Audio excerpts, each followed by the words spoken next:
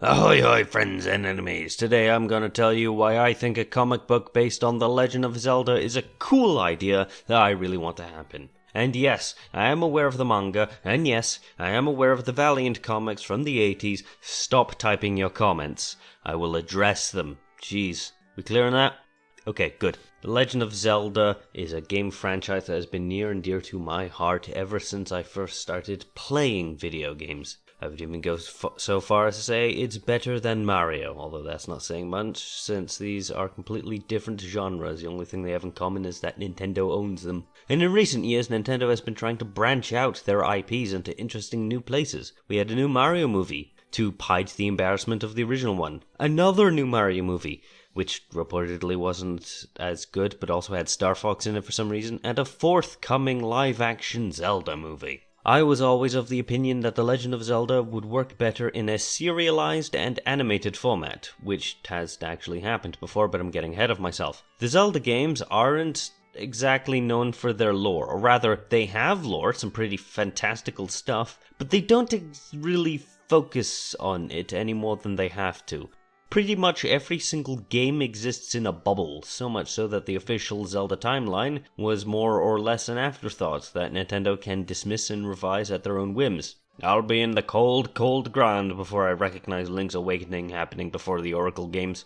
But what if it could be? What if The Legend of Zelda was just a single, over-expanding narrative? That's why I believe it should be turned into a comic book. Now, to address the elephants in the room, there was a Zelda comic book in the 90s published by Valiant Comics. It did not last long, did not have many in-depth stories, and largely lay forgotten. I will say one interesting thing about it though: most of the people who worked on these comics are largely unknown because they weren't credited, but a couple of issues were illustrated by, get this, Ken Penders, and if you know your Sonic the Hedgehog, you've likely recoiled in fear. Ken erroneously claimed that the reason these comics failed was because they were heavily based on the games released at the time, that being the NES originals, and that they didn't offer anything beyond the original games. That's only a half-truth, really, because these comics were based on the cartoon by Deke Entertainment. The comic was from The Legend of Zelda in its infancy, and many franchise staples did not exist yet.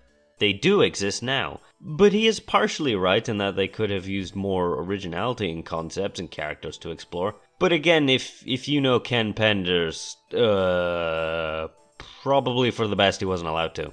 And now for the other elephant that demands attention, the manga. Zelda has had some numerous mangas over the years, none more famous than the ones by Akira Himekawa, which is a pen name used by the writing duo A. Honda and S. Nagano. But these manga are pretty much just direct adaptations of the games, but with some interesting twists along the way. Like for instance, Ocarina of Time had a race of bird people that presumably may have inspired the Rito from Wind Waker, and Majora's Mask gave an origin to both Majora and the Fierce Deity. This is all ultimately cool, but they are still based on the games, and like the games, don't exist on any continuity and within their own bubbles. When the manga are done, they are done.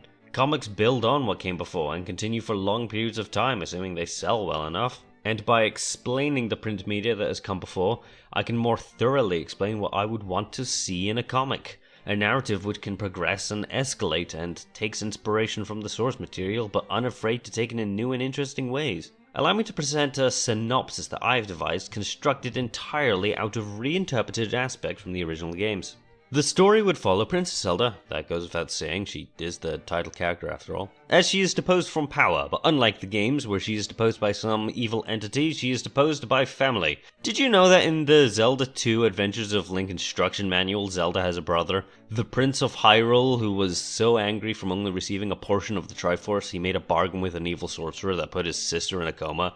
And then he lamented it so much that he passed a new law that every eldest girl in the royal family be named Zelda, and that's why every princess is named Zelda. Cool concept. Doesn't make sense anymore since Zelda 2 is literally at the bottom of the timeline. Side note, you'd think with how family trees work, Princess Zelda would have a lot of cousins also named Zelda. But I digress. This was cool because Zelda is seldom shown these days as having a family outside of a king for a father. So what if she had an evil brother who was in line for the throne, but because of association with dark magic, he was disinherited, which led Princess Zelda as the heir? But the King Harkinian begins to fall into a state of serious mental decline and dementia, which leaves the princess as being the de facto ruler and therefore having to engage in diplomacy with other kingdoms.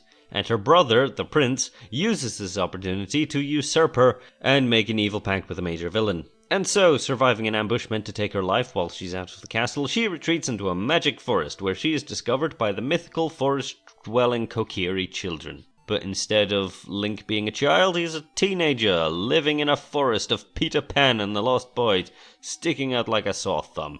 It's basically if you put Link from the start of Twilight Princess into Ocarina of Time. Anyway, that's where the pair would meet and begin on a quest of destiny and whatnot. That's just a synopsis. I know what you're thinking. You can't have a comic where one of the main protagonists is a mute. How does it feel to be proven wrong? But the comics would obviously expand. Their adventures would take them places, like, say, the Gerudo Desert in search of the Triforce of Power, and they are taken to the King of Thieves to find Ganondorf dead. That's right, what if Ganondorf, the main villain of The Legend of Zelda, was dead? In his lore, the Gerudo only have one male born every 100 years, and that male is declared king. But the only king we see, or even hear about, is Ganondorf. But what if he was replaced with a friendly and large fellow who, while on the surface friendly and helpful to the protagonists, has his own agenda and forbids them from entering the tomb of Ganon? But also, what if it was Onox? Onox from the game Oracle of Seasons, and he is quite clearly a male, and his armor carries the symbol of the Gerudo. So what is he?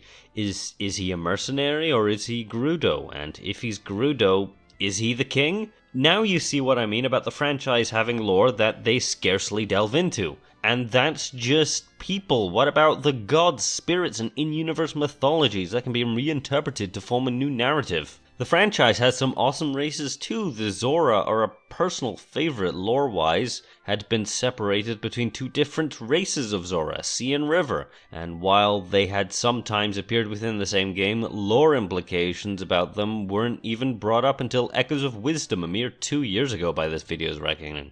But what do they exactly do? Is there animosity between them? Do they engage in hobbies? I had a bizarre dream once where the Zora played a sport which was a mix of tennis, hockey, and sword fighting. That's not even a reinterpretation of existing lore, that's something I got from a dream I had. Now to conclude the video, I will declare I am not looking to write a comic based on The Legend of Zelda.